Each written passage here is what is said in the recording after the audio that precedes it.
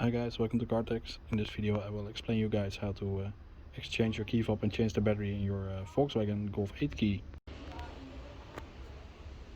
First, you push that button to get the key out. After the key is out, you get the opening to push your little screwdriver inside the key. You end up with it a little loose and you can just click it off to change the battery or the rear emblem.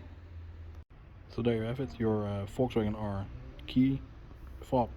So there you have it, your Volkswagen R key fob. Thanks for watching, please like, subscribe and share, and until next time. So as you see guys, it gives you a much nicer key with the R emblem. So for your Golf R or T-Roc R, ID4 you can use the same method of it. It looks really great instead of the, as you see, normal Volkswagen logo. It's much nicer.